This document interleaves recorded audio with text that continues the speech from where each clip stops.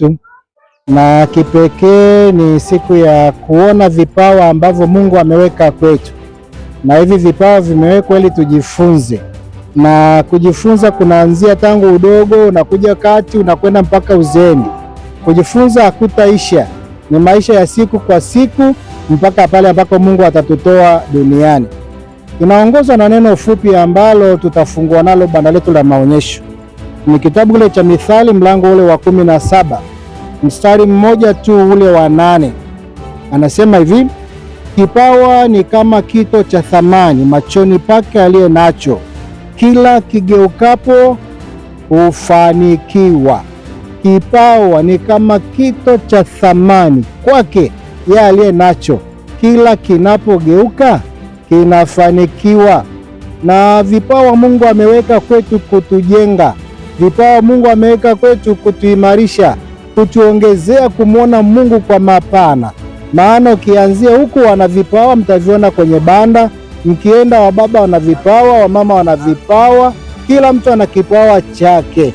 Naomba umwambie jirani yako usifiche kipawa chako. Usifiche kipawa chako. Hicho Mungu amekupa ndio utambulisho wako. Sasa kama utambulisho utauficha, hakuna maana tena.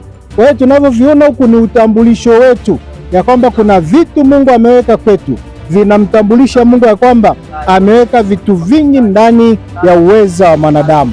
Haleluya, watu wa Mungu. Amen. Basi nimwombe mchungaji aweze kufanya sala na kutufungulia banda letu ili tukaribishe sasa wakaguzi wetu na makundi yote. Karibu sana mchungaji.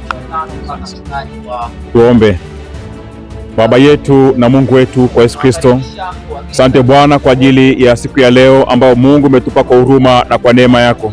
Asante Bwana kwa idara hii Mungu ya malezi katika usharika wetu Mungu le mtakatifu, ambao Mungu wanafanya kazi ya utume Bwana katika usharika huu Mungu le mtakatifu. Na leo Mungu ameandaa banda hili Bwana kwa ajili ya Mungu ya vitu kadha wa kadha Bwana, kwa ajili ya Mungu ya kujifunza kupata maarifa na ujuzi Mungu le mtakatifu. Ninakusihi Mungu ibariki idara hii, bariki usharika wetu, bariki washarika wote Mungu, ile Mungu katika kitu chako Bwana, kujifunza mambo mazuri kwa ajili ya Mungu ya afya ya mwili, afya ya akili na afya ya roho. Ni katika jina lako Yesu na Mungu aliye hai, Baba tunaomba haya, na Mungu utapokea mikononi mwako. Amen. Amen. Atakuwepo na kikao cha wachungaji wote pamoja. Basi kitakachofanyika katika kituo cha hoteli, tunafungua banda hili la idara ya malezi, banda la maonyesho. Jina lake Mungu wa Utatu, Baba, Mwana na Roho Mtakatifu. Amen.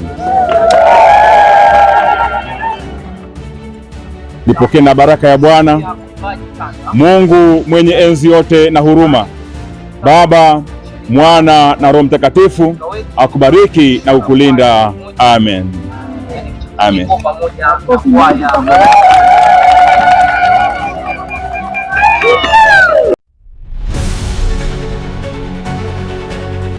Ambayo mmeandaa ni kweli, mmejituma kwa moyo. Niwapongeze sana sana sana, hongereni mno wamama wazuri, mmejitahidi, mmekesha, mmehangaika, mmejituma, mmejitoa kwa moyo, mmetumia nguvu zenu na akili zenu. Hongereni sana.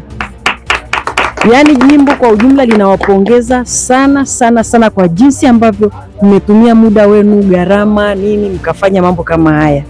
Sasa tunavyoona kuna ubuyu lakini pia kuna popcorn hapa, kuna karanga na vitu vingine vingi ambavyo tumeweza kuviona hapa.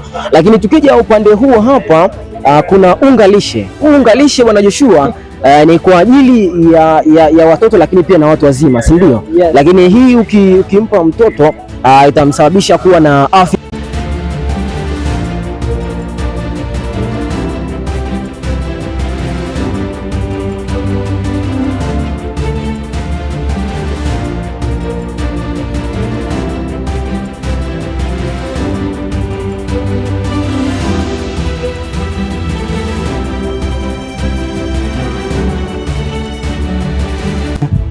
Hapa tuna vifaa mbalimbali ambavyo tumevitengeneza, ambavyo tunavitumia kwa ajili ya kutuzalishia kila siku. Hiki hapa ni kiti. Hiki kiti kimetengenezwa kwa ajili ya kupumzika. Kwa hiyo tunatumia kuuza, tunajipatia kipato kwa ajili ya kuhudumia familia na mahitaji mengine katika familia. Hapa kuna mtego wa panyabuku. Tunajua shughuli zetu ni za kilimo na kuna wadudu waharibifu au wanyama waharibifu kama panyabuku. Kwa hiyo tunatumia mtego huu kwa ajili ya kutega wale panyabuku ili wasituharibie mazao yetu. Na pia huyo panyabuku tunaweza kumtumia kama kitoweo kwa wanyama wale ambao tunafuga, kwa mfano paka na mbwa.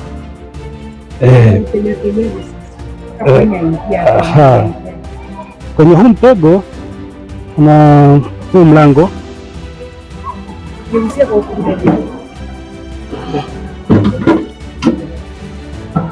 Kuna huu mlango, kiangalia kwa huku ndani kuna hiki kifaa hiki, labda tutumie kwa sababu na nani kabisa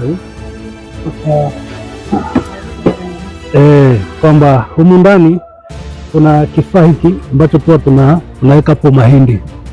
Kwa hiyo tunapoweka mahindi, yule panyabuku anapokuja ataona muhindi ulioko ndani, na ukiangalia hapa kuna hiki kinachonyanyua mlango. Kwa huko nyuma kuna kamsumari, unakatega tu kidogo, ili akishaingia akianza kula pale, lazima huu muhindi atakapokuwa nakula utatikisa hii chuma, kwa hiyo utaanguka hivi atoka. Tunatazama ndugu mtazamaji, hapa ni idara ya watoto, wameweza kutengeneza nyumba na vitu mbalimbali ambavyo vinapatikana hapa kwenye idara hii ya watoto. Lakini pia hapa kuna feni ambayo imetengenezwa kwa ustadi mkubwa sana. Hii ni feni ya asili kabisa, imetengenezwa na vitu vinavyopatikana kwenye mazingira yetu. Ukiangalia hapa kuna betri, lakini pia kuna mbao. Hichi ni kifuniko cha kibogo, lakini pia hapa pana ile stopa ya kitasa. Hii ndio ambayo imetumika kutengeneza hii. Lakini pia hapa kuna nyumba ambayo imetengenezwa kitaalamu kabisa na watoto hawa, ikimaanisha kwamba wanaandaliwa kuwa mainjinia wa baadaye, kama jinsi ambavyo tunakwenda kuona ndugu mtazamaji ambaye unatazama kwa hivi sasa. Lakini pia kuna vitu mbalimbali na michoro mbalimbali ambayo watoto wameweza kuchora kwa ajili ya kuweza kupresent vitu mbalimbali kama jinsi ambavyo tunaona ni michoro ya kanisa. Kuna michoro mbalimbali hapa na michoro mingine, michoro ya mashine ya kusaga na michoro mingine mingi ambayo watoto hawa wameweza kuchora kwa... Yes, naam, mtazamaji wa Tanzania Rising Media, najua kabisa umekwenda kutazama ufunguzi ambao umefanyika na mchungaji kiongozi wa sharika kuhusiana na maonyesho ya idara hii ya familia. Najua kabisa pia umeweza kupata maelezo ya vitu ambavyo vinapatikana hapa katika maonyesho haya kupitia idara ya wanaume, idara ya wanawake pamoja na idara ya watoto.